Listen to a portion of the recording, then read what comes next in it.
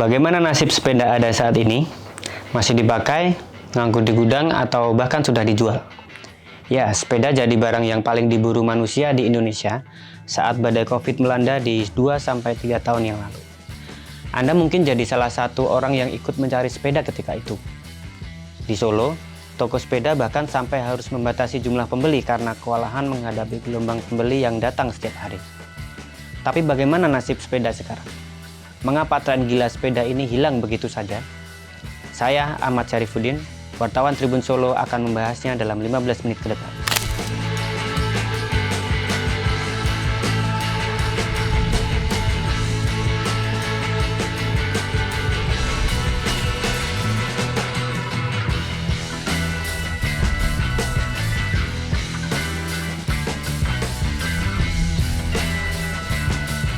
Awal penelusuran kami dimulai dari penjual sepeda bernama Arif Maulana. Pemilik Alvan Ontel Vintage ini mengaku ikut merasakan berkah pandemi Covid-19. Harga sepeda federal yang merupakan andalan di tokonya ikut naik hingga 2 kali lipat. Omset puluhan juta tiap harinya bisa dikantongi oleh Arif. Untuk federal itu waktu itu mungkin gambarnya gini ya Mas, kita buat salah satu contoh federal Puma ya Mas. Federal Puma kalau harga normal sebelum pandemi itu paling maksimal di angka 5 juta ya.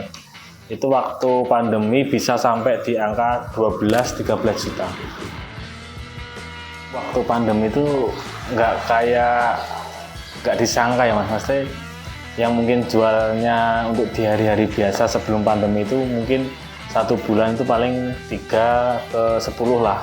Waktu pandemi itu sehari itu bisa 5-15 unit. Omsetnya bisa berapa Mas? Waktu pandemi itu saya satu hari itu bisa sampai 50-70 juta.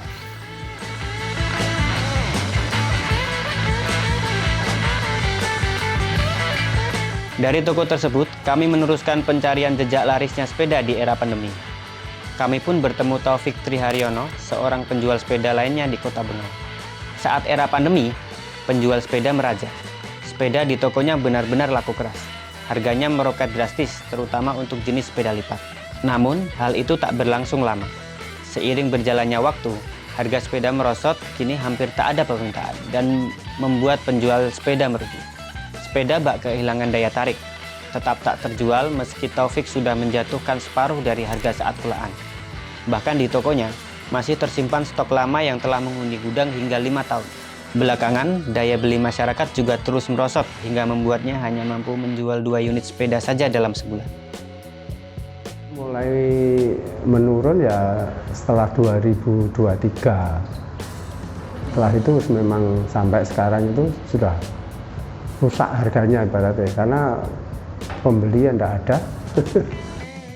Saya seperti modal tahun 2020, 2021, taruhlah sepeda 30, sekarang 15 tidak laku. Nah, karena memang tidak lakunya bukan karena karena harganya turun, enggak, tapi karena memang permintaannya yang tidak ada. Saya kemarin offline tuh 2 bulan kemarin bagus, tapi ya jual yang rugi itu. Jadi ya karena kalau tidak tak jual rugi saya tidak bisa beli yang barang baru lagi atau barang yang datang baru lagi, yang harga baru lah, bukan barang baru, harga baru. Itu berapa unit Pak? Kalau 2 bulan kemarin itu sempat sampai mungkin 15-an ada, tapi sebulan ini baru laku 2 itu 1 untung 1 rugi. Makanya ini habis ini puasa itu biasanya kan menurun loh, permintaannya biasanya menurun. Nah nanti habis lebaran biasanya gitu. Nah kalau lebaran itu bagus ya kita punya harapan gitu. Tapi habis lebaran masih budok, tidak ada perubahan, tidak ada permintaan yang bagus ya berarti memang tanda-tanda bahaya. Ya karena saya punya lingkungan orang-orang yang usaha kecil itu ya rata-rata memang pada mengeluh semua.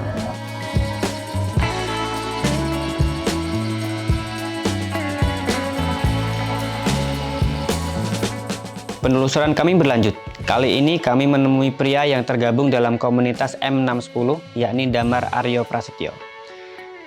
Damar berkisah bagaimana ia ikut mulai menggemari sepeda sejak pandemi Covid-19. Ia jadi salah satu saksi hidup kenaikan harga segala jenis sepeda berkali-kali lipat. Mulai dari mountain bike, road bike, hingga sepeda lipat diminati banyak orang. Sekelas sepeda Brompton saat itu bahkan bisa naik 4 kali lipat dari harga biasanya. Saking diburunya, untuk masuk toko saja harus antri. Jika kapasitas suatu toko hanya 20 orang, maka sisanya harus menunggu di luar.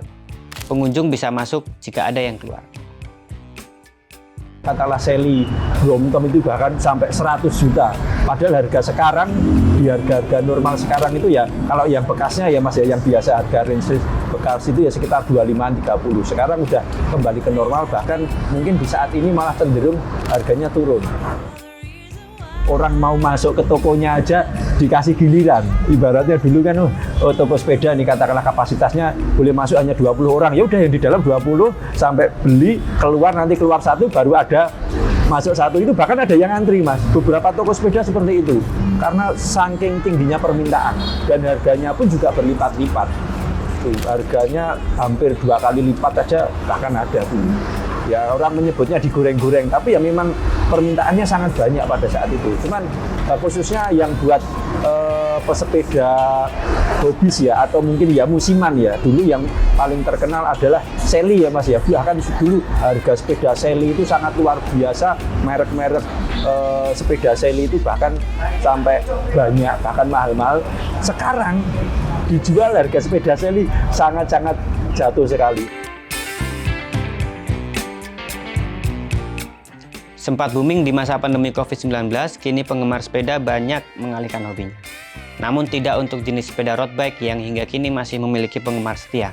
Koordinator komunitas M610, Damar Aryo Prasetyo mengungkapkan ia mendirikan komunitas karena adanya pandemi.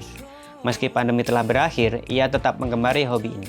Di komunitas yang dihidupinya ini tidak hanya bersepeda saja. Ia dan teman-temannya menyelenggarakan event untuk meningkatkan performa. Salah satu yang unik dari komunitas ini, yakni mewadahi siapapun yang ingin bersepeda namun tak ada teman. Dinamakan M610 karena titik kumpulnya di Swalayan Mitra, di Kartosuro, dan mulai bersepeda tepat di pukul 6.10 waktu Indonesia Barat.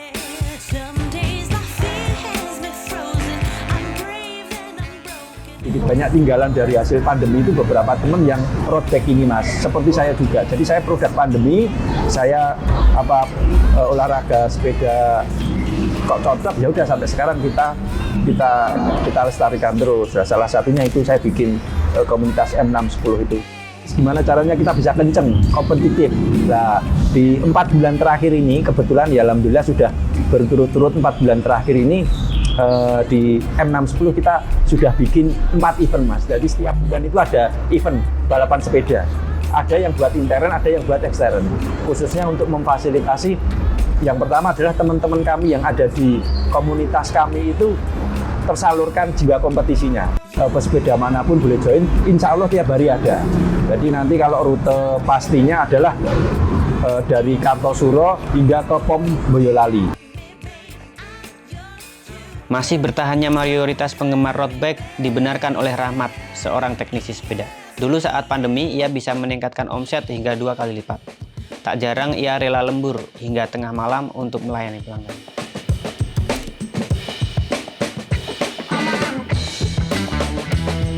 Berkurang banyak banget sih Mas ya. Itu kita nyaring-nyaringnya malah para pemain-pemain komunitas gitu Mas. Untuk yang masalah orang-orang pandemi gitu ya Mas ya, itu kelihatannya udah pada hilang semua. Tapi yang setia sepeda Masih ada road bike-an itu Mas. Ya road bike, biasanya road bike yang masih setia. 100% ya Mas. Dari biasa ke pandemi ya Mas ya, itu hampir 100%. Seandainya dari perharinya kita dapat 3 juta, mungkin dapatnya ya 6-7 juta. Pas pandemi itu dapatnya apa yang biasa dicari? biasanya prehab dan itu kan kebanyakan itu Mas, sampai kita lembur-lembur sampai jam 1, jam 2 gitu biasa kalau pandemi habis. Kami mencoba mengupas tuntas meredupnya bisnis sepeda setelah pandemi ini. Salah satunya anggapan bahwa tren bersepeda dituding sebagian kalangan hanya sekedar fear of missing out atau FOMO saja. Saat pandemi COVID-19, Bersepeda menjadi tren di hampir semua kalangan usia. Namun lambat laun olahraga ini ditinggalkan. Lalu kini, mulai banyak yang melirik olahraga lari. Kami meminta pendapat sosiolog UNS Ahmad Ramdon untuk berbagi pandangan mengenai fenomena ini. Ia justru menganggap tren ini positif, bahkan jika banyak orang sekedar ikut-ikutan tanpa mengetahui esensi dari olahraga itu sendiri. Menurutnya, tren berolahraga bagaimanapun tetap baik ketimbang tren mukbang yang bertolak belakang dengan gaya hidup sehat. Literasi menjadi kunci bagaimana seseorang bisa memahami olahraga secara esensial, menjadi bagian dari gaya hidup sehat. Dengan demikian, mereka memiliki kesadaran untuk menjaga pola hidup di tengah aktivitas olahraga yang dilakukan.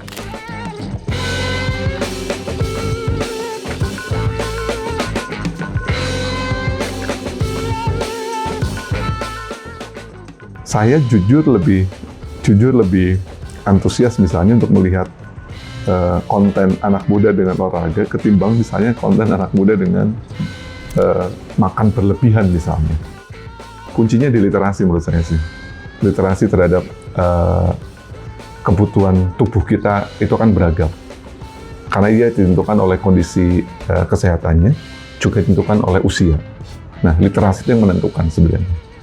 Menentukan untuk kita itu melakukan apa, harus makan apa, harus berolahraga apa. Setidaknya literasi itu menjadi dasar untuk memastikan bahwa kita bisa menentukan standar olahraga yang kita butuhkan.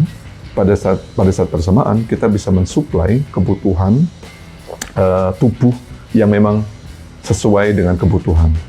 Nah, bagian penting dari literasi itu menurut saya hari ini juga disediakan oleh media sosial. Media sosial juga menjadi sangat mudah membagikan panduan-panduan tips kesehatan. Kita juga dengan mudah mengakses literasi media dalam bentuk podcast tentang kesehatan, dokter berbicara, pakar kesehatan memberikan panduan, trainer yang profesional memberikan tips bagaimana dan seterusnya. Jadi pada akhirnya media sosial juga yang sebenarnya memberikan kita literasi juga terkait dengan pola hidup yang sehat. Apapun itu menurut saya olahraga akan menjadi hal baik. Olahraga akan menjadi hal baik di tengah kultur konsumerisme kita yang luar biasa masif gitu. Tentu gejala ini menjadi penting. Kenapa? Karena pada saat bersamaan kita tahu tren kesehatan, problem kesehatan itu bukan berlaku di usia lansia, tapi juga tren itu berlaku berlaku di anak muda. Kita tahu gejala-gejala anak muda yang trennya naik karena persoalan kesehatan, diabetes, stroke dan seterusnya. Jadi ini menjadi persoalan. Kenapa? Karena salah satunya ditentukan oleh pola konsumsi, gaya hidup, pola makan itu menjadi sebuah tren yang luar biasa di anak muda. Tentu olahraga menjadi salah satu treatment yang baik gitu. Apapun itu ya, sekalipun kemudian orang nyebut FOMO atau apa, saya pikir ia akan menjadi gejala positif. Nah, PR besarnya adalah apakah kemudian olahraga ini bisa sekonsisten mungkin bagi anak muda menjadi gaya hidup yang positif, tapi pada saat bersamaan ia menjadi sebuah treatment untuk upaya anak muda membentuk gaya hidup sehat. Dan ini penting bagi gejala yang muncul di perkotaan. Ketika pola kerja yang semakin padat, pola konsumsi yang makin instan, maka olahraga dalam bentuk apapun, saya pikir akan menjadi bagian penting untuk upaya mempromosikan kesehatan bagi anak muda ke depan. Faktor lain yang membuat bersepeda ditinggalkan tak lain karena memiliki biaya yang lebih tinggi. Berbeda dengan tren lari yang mulai dilirik karena dianggap mengeluarkan biaya yang relatif lebih rendah. Ada biaya di situ gitu. Ada cost produksi, setidaknya adalah sepeda itu sendiri dengan variasinya dan seterusnya. Bahkan kita tahu tren sepeda dari Eropa yang datang ya dengan beberapa merek yang dengan harganya sangat mahal itu menjadi gaya hidup gitu. Berbeda dengan lari misalnya, lari atau jogging setidaknya jauh lebih efisien dari sisi equipment, sehingga sepertinya dia jauh lebih general gitu. Semua orang sepertinya masih sangat mungkin untuk melakukan aktivitas dalam bentuk jogging atau lari.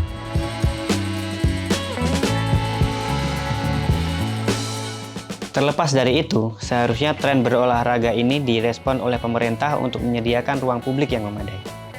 Fasilitas yang kini masih belum memadai membuat para pehobi sepeda seakan harus berebut ruang dengan pengendara lain. Ketegangan pun kerap terjadi di masa pandemi COVID-19 saat pesepeda mengalami peningkatan drastis. Nah, PR besarnya memang ruang yang menyediakan itu, gitu. Tempat fasilitas yang menyediakan agar aktivitas publik ini tetap nyaman dan aman. Dan pada saat bersamaan dia tidak menghalangi aktivitas publik yang lain. Itu kenapa kemudian setidaknya salah satu ide setahun terakhir mengaktifkan lampu di Stadion Manahan di malam hari itu adalah salah satu ide untuk membuat mereka yang tidak punya kesempatan olahraga, jogging atau lari di petang hari bisa melakukannya di malam hari misalnya. Tentu ini salah satu treatment. Tapi lagi-lagi kita punya PR besar untuk memastikan bahwa ada banyak ruang publik yang aman dan nyaman untuk kita berolahraga.